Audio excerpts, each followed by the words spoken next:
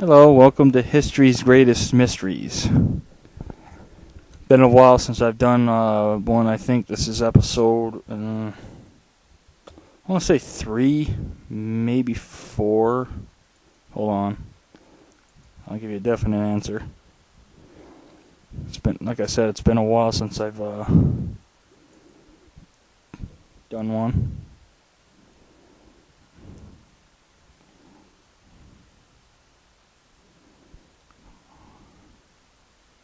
History's Greatest Mysteries.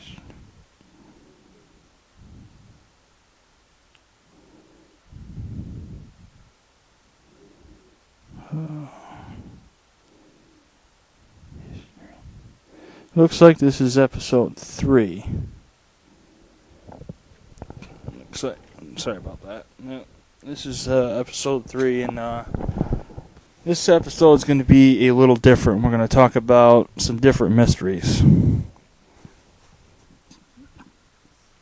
I would like to address the one that I left off on to start off, and that is the mystery of the death of the Red Baron, Manfred von Richthofen. Now, the controversy over who shot him down began almost immediately. It was suggested that Captain Roy Brown shot him down, but that's been disproven a number of times. The most widely accepted thing today is that Australian machine gunner on the ground named Cedric Popkin shot him down. Now, the issue with that is Sergeant Popkin wrote a letter in the 1930s that most people seem to ignore, and he attached a sketch map that describing where he had fired on the red triplane, which was between two X's, when the Red Baron was exposing not his right side but his front, and the fatal shot went in the right side. So he eliminated himself from the running, and people still want to give him credit for it. Now, I think the most of those 3 machine gunners on the ground, Snowy Evans would be the most likely candidate, because not a single photograph of him exists. He died as a drifter in 1925, 7 years after the war ended. So, it seems most likely that of those he might have done it, but the problem is that they all shot the same bullet, a single .303 rifle round. So it could have come from a straight up rifle, just happened to get lucky. It's a war, so you don't know who's hiding in the bushes or the trees. So nobody's taking that into account. It's possible there could have been a plane from a distance enough away that could have gotten the fatal shot. But now the other half of it is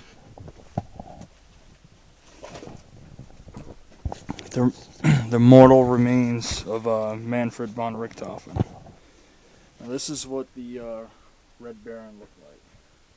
Okay, this is what the Red Baron looked like. Okay.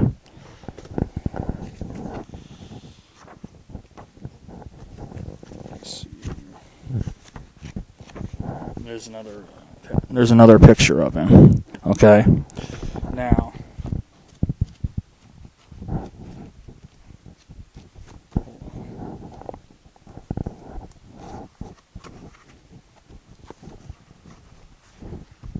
hold on just a second. I gotta find the right picture here.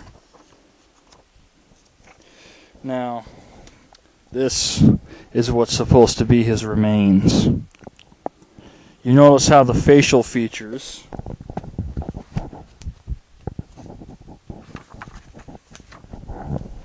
are completely different.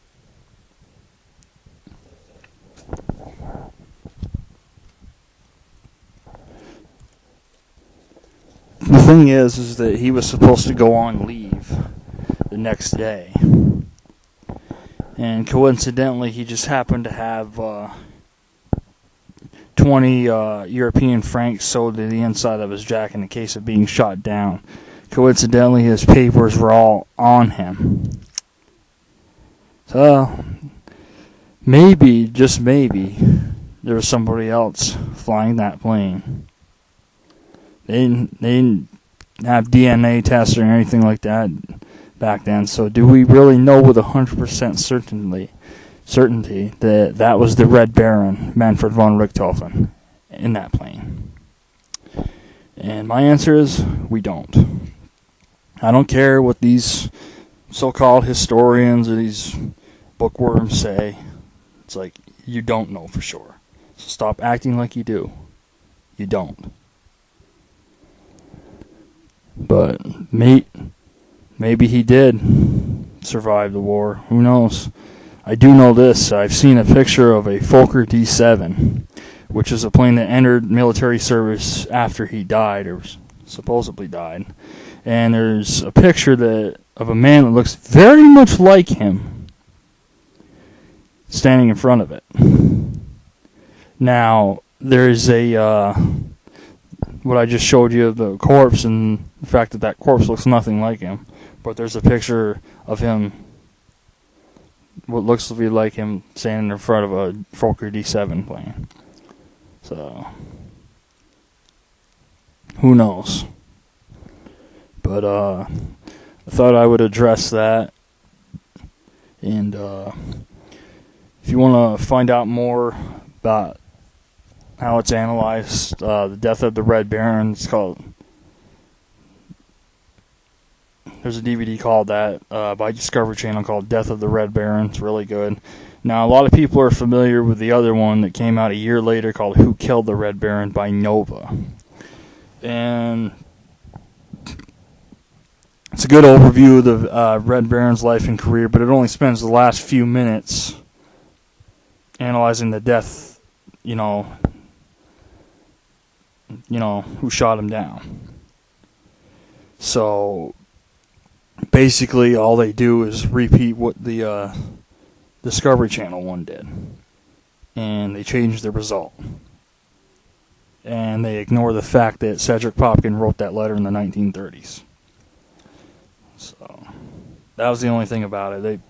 It seemed to be made, like I said, it was a good overview of the Red Baron's life and career, military career, but it seemed to be made just to counter the other one. That's what it seemed like. But the Death of the Red Baron, Discovery Channel one's very good. I mean, I own both, but it's done really well. They're both done very well. There's an older one that you can get by Quaystar, however the hell you pronounce that, VHS, and it's also on DVD as a triple feature called Flights of Courage. But I have the VHS because the other two are just like, eh. But I mean, they weren't bad, but yeah. That's probably the best documentary about the Red Baron of any of that I've seen. There's a couple other ones out there, or there's several out there actually. A couple I don't have yet, but we'll take care of that eventually. But he's definitely one of a kind, in the sense that he was shot down. The controversy surrounding his death has only enhanced his legend. I mean, when you see the Red Baron name, you know who it's named after, even if there's not a picture of him on it. I mean, there was a baseball team, AAA baseball team, that was up until 2006 named the Scranton Wilkes-Barre Red Barons, or was it 2006, 2000, something like that. Well, they sold the team to the Yankees, and that's what they became. So No, frickin' can't expect the frickin' Yankees to do anything smart, put it that way. There's nothing wrong with the Red Baron name. And they tried to say that, I read that they tried to say it was named after, like, this other thing that was called the Red Baron. I was like, no, it wasn't, because if it did, it wouldn't have had a red biplane in the logo. Give me a frickin' break. And then, of course, there's Red Baron Pizza. Even though, obviously, it's not him on the,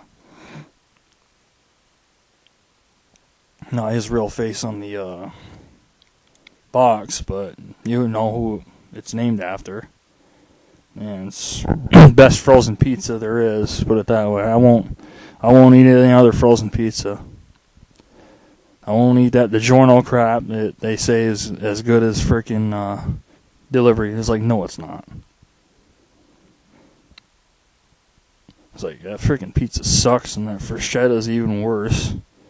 And that Tombstone, Christ, you eat that, you're gonna need a Tombstone. That pizza's nasty. Me and my friend bought some one time when, because we bought a Red Baron pizza too. We ended up throwing the damn Tombstone one outside. That's how bad it was. But Red Baron pizza, you want frozen pizza, that's the best you can get right there. They need to bring back their, for a time they had the pizza in sides where you can get the pizza and get like boneless wings in the same box. So it's just like ordering out. They need to bring that back because that was pretty sweet.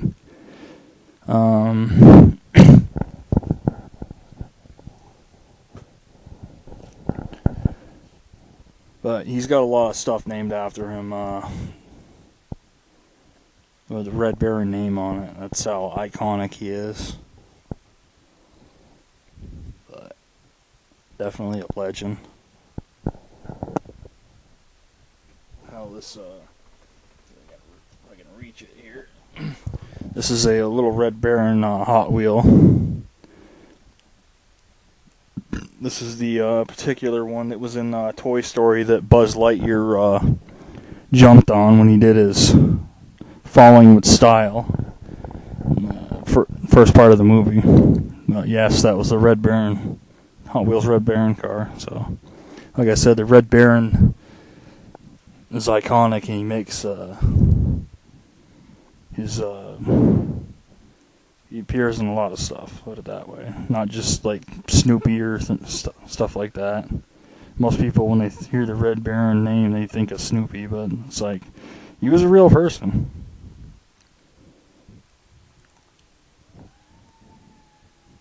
But the thing about it is that his legend, it didn't need the boost that Snoopy gave. It was a nice little boost, yes, but it didn't.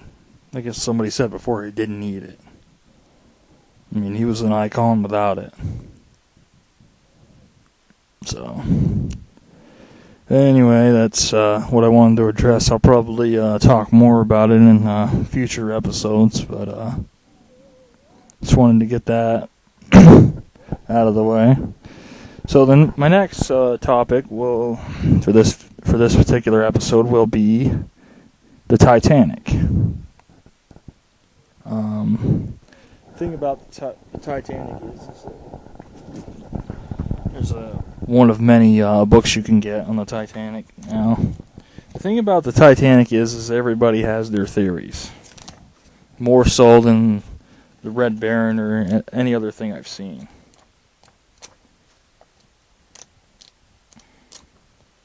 I'm trying to figure this out here.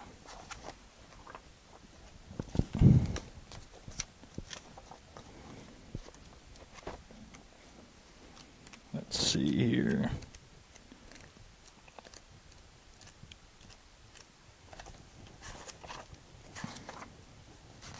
Let's see. Trying to find the right page. Hold on.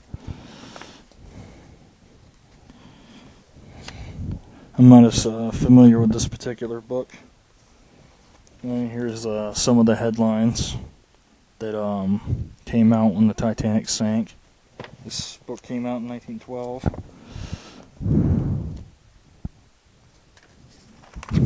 some of the headlines that came out of the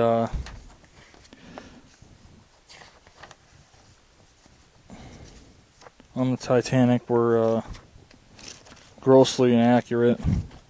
I mean, there was this one that hold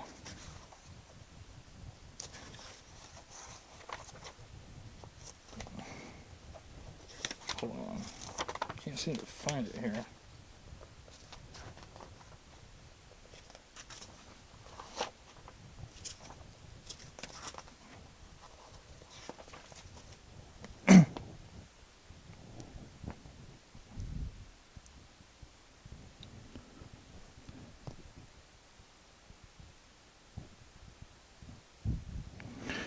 This is the other freaking A. This is the other thing that people seem to be divided on is where the split happened. Now, I do agree that it happened around the third funnel, but I don't think it happened that far in front of it because the bow section is bigger than the stern section. The bow section's 450 feet, whereas what's left of the stern's about 350 feet. So then you got 82 feet, about 82 feet that's unaccounted for, which I don't know. I mean, obviously you take away some of the metal because of the split, but I don't think you take away 82 feet. It's quite a bit. But now where it split by the third funnel, it could have split in the middle. It could have split just behind the third funnel. Could have split just in front of it, but it wasn't like almost near the second funnel. No. Maybe part of it, like this depicts, the top part of it the crack could have happened like in the middle between the second and third funnel, but who knows? Now, the movie depicts, one of the most famous movie, I guess, depicts the breakup happened between the third and fourth funnel, which the only problem I really saw with it that nobody really knew at the time, so I guess it wasn't really a problem, is that it was too close to the fourth funnel. That's the only thing. If James Cameron had done it just a little more forward, wouldn't have been that big of a deal. But again, it's a movie. It's not supposed to be 100% accurate. I mean, people need to stop picking these things apart when they see them because, it's a movie, man. Let it go. But the thing I really want to address about the Titanic is there was a coal fire aboard when the ship left. Now, it was contained. You see, coal doesn't just go out. And the ship ran on steam, so it ran on coal. So, this is not a new thing that's just, I'm going to get another copy of it, but there's this show that I had called Terror on the Titanic, and it talks about that. And Titanic's only chance was to race the clock because she was on fire. By the 14th, they put the fire out. But the thing is, you saw this in I think it's Vegas, where they have this piece of the hull, and you could see the way it looks. You could tell it was burnt. So that likely contributed to the sinking of it and the failing of the rivets, because that just made it easier. So when the Titanic hit the iceberg, the rivets popped out a lot easier than they normally would have otherwise. It didn't help that several of the rivets were defective either. That made it a lot worse. But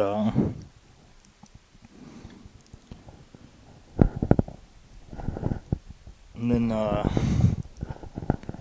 but did what some people are trying to say happened. Did the fire itself sink the Titanic? No. It was still the iceberg, but there were other contributing factors. Now, there is another theory that there was a mummy aboard the Titanic that caused havoc and destruction wherever it went. And supposedly, the curse of the mummy had something to do with it. I don't know. But the guy that would know about it went down with the ship also. So, who knows?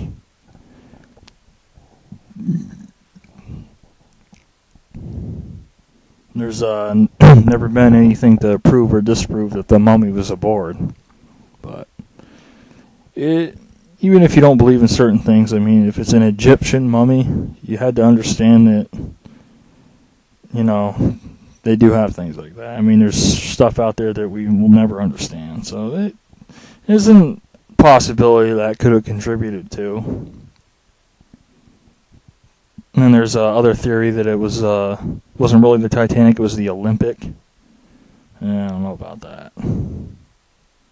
It could have happened, but, that's, that insurance claim thing was more, that's more what people would do nowadays than back then in 1912. Because, in 1912, people just didn't do things like that. And even if they were to let the ship go down and claim the insurance, they wouldn't put people's lives in danger like that, especially the 1,523 that were lost. So that theory just, yeah. I mean, I'm sure there's other theories too, but those are the main ones. Now, bottom line is the ship sank. It shouldn't have happened, but it did. But the ironic thing is, though, is that in 1898 there was a book called The Wreck of the Titan that came out. And it tells of a steamship that sailed across the North Atlantic, struck an iceberg and sank, and there weren't enough lifeboats for the passengers and crew. Sound familiar? Now, this was 14 years before the Titanic set sail. Years before, when she wasn't even thought of being built. So what's that tell you? Predict the future? Who knows? But it has happened. TV shows, books, movies have predicted the future. I mean, there's a thing in Back to the Future about 9/11, where he's at like the Twin Pines Mall, and then when it changes, it's the Lone Pine Mall when you get to the end, because he knocks down one of the trees. That movie came out in '85. So there's a couple other things in it too. Then shows like The Simpsons predicted the outcome of the Patriots Super Bowl game. And they were not far off with the score either.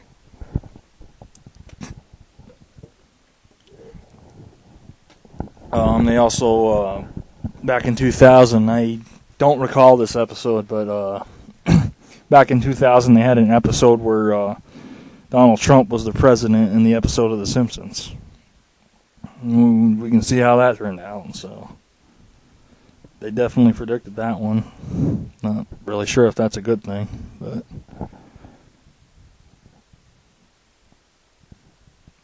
but shows and movies, they can inadvertently predict what's going to happen. I don't know how that happens, but it does, I guess.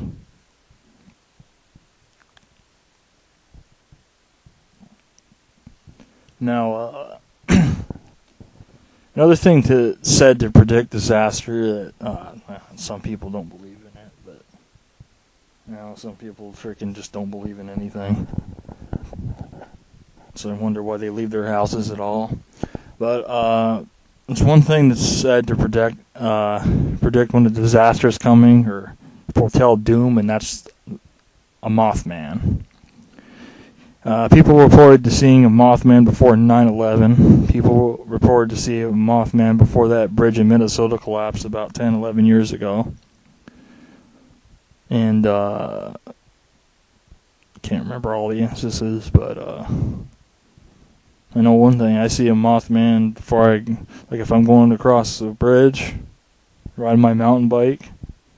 I see a Mothman, I'm turning around, going back, because, you see something like that, it's like well, when you get some liberals that'll say, oh, it's a figment of your imagination. I'm like, yeah, well,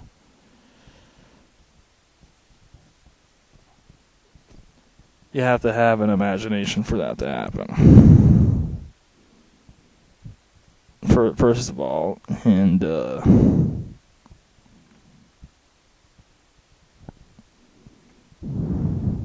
but I believe there are things out there that we can't always understand, and that'd be one of them. But yeah, the Mothman is said to foretell doom. There's a couple movies about it. There's one, I think Richard Gere's in it. It's called The Mothman Prophecies. It's pretty good. Check that out if you get a chance. Let's see.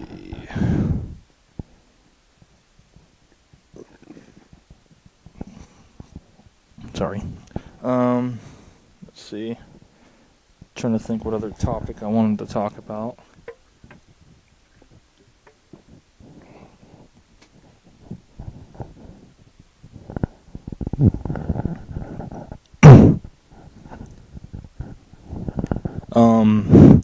You saw in a previous video that I talked about James Dean.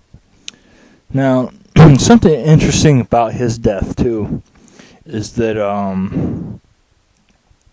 there were a couple of witnesses that say he wasn't driving the car. They said a man driving his Porsche Spyder 550 was a man in a plaid shirt, which would have been his mechanic, Ralph Weatherwick, I think I pronounced his name. But people were saying, oh, no, you have untrained eyes, this, that, and the other thing. I was like, well, you have two guys there. They were the only witnesses that saw that accident. And you're discounting both of what they say. That car was mangled. Okay. His mechanic was thrown from the machine. He could have ended up behind the wheel even if he wasn't driving. So, that's a mystery that'll probably never be solved either. And there is another twist on it, however. He had finished his last movie, but he, when he acted, his character acted like, when his character in the movie was drunk, he mumbled a lot of the lines where they had to be, George Stevens decided to overdub him, which he had, I think, Dennis Hopper do, something like that. But the ironic thing is that years later, 2013, Paul Walker hadn't quite finished his last movie, Furious 7. He was killed in a Porsche, just like James Dean. He was killed with a friend of his. The only real difference was James Dean's friend lived and died 30 years later. But they both died in a Porsche. They both died on the last day of the month. James Dean died September 30th, 1955, and Paul Walker died November 30th, 2013. And I found this picture online that somebody did, but the words weren't in English, so I had translated them and fixed it, so it's in English. And what it says is, it's got Paul Walker sitting in James Dean's car, and he's saying, "Hello, James," and James Dean replies, "Welcome to heaven, Paul." So I thought that was pretty cool. But they were both avid racers. Paul Walker actually did race professionally, as did James Dean. They were both into cars. So it's both Porsches, however you want to pronounce them, they're nice cars, but they're not very safe. Now the thing about James Dean's car is that he's not the only person that car killed.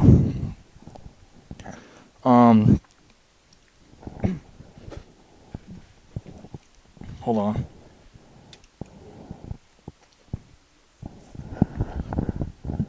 In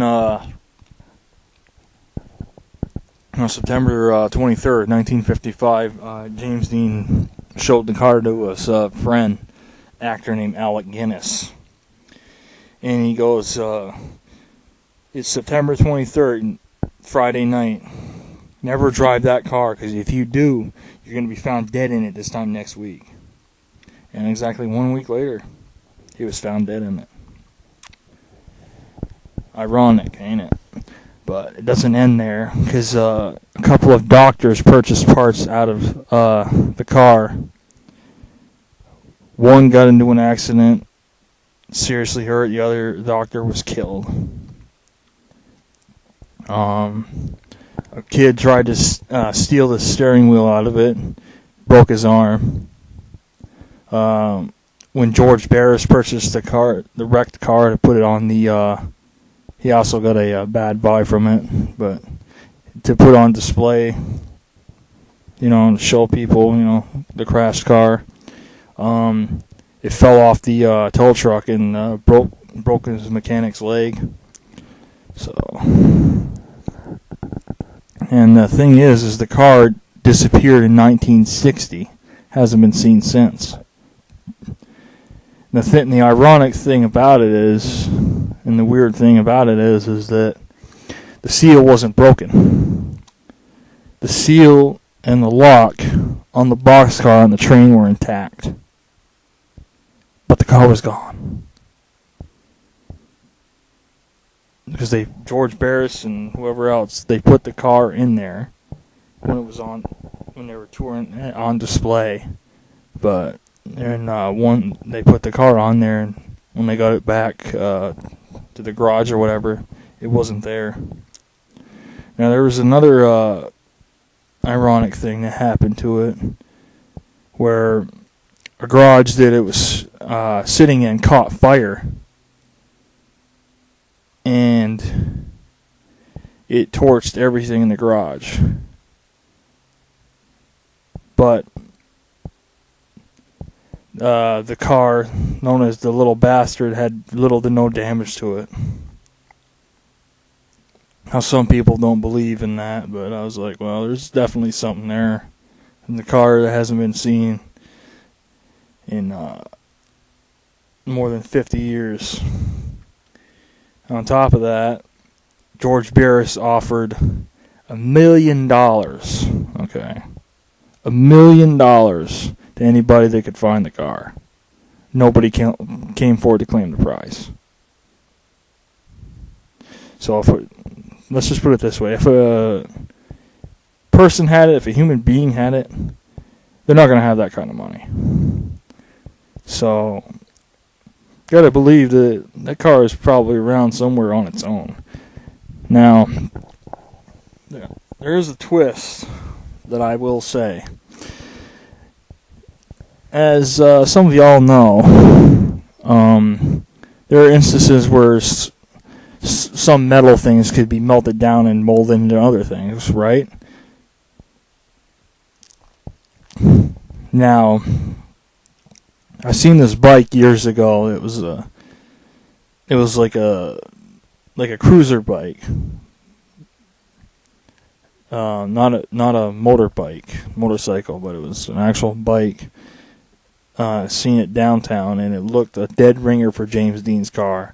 It was silver. It had the number 130 on the side, red seat, and it had "Little Bastard" painted on the back. Now the thing about it is, I got a bad vibe every time I pass by it. Didn't get that feeling with any other bike or anything else, any car I've been around. Something about it just rubbed me the wrong way. And I started to wonder. I wonder if metal in that bike gets from James Dean's car, just melted down and molded into the bike frame or whatever. I overheard the owner one day saying that he's having problems with it, and I kind of went under my breath. I was like, yeah, I wonder why. But all I can say is it was nice looking, but I don't think I would even attempt to ride it. I just got a really bad feeling. It just didn't happen once. It was like every time I happened to be downtown and that thing was locked up downtown, and I walked by it, and I got a really bad vibe from it. It's just like something not right. I haven't seen it in several years, so I don't know what happened to it or its owner. But it's definitely eerie. So I gotta believe there's more to that cursed car legend than some people believe.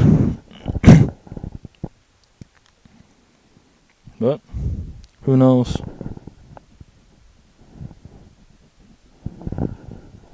Anyways, I think that about wraps it up for this episode. This is episode 3. That might have been episode 4, but all the videos I've done between episode 2 and this one, I did not realize that I haven't been continuing these, so I'm sorry about that. I'm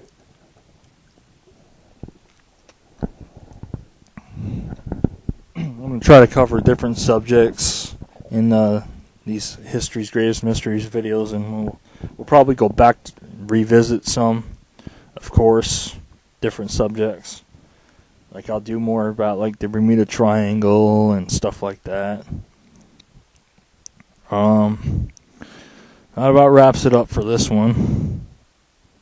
But I thank y'all for being with me. Please subscribe to my channel if you haven't already. Hope you enjoyed this video. I do the best I can with these. I know they're not,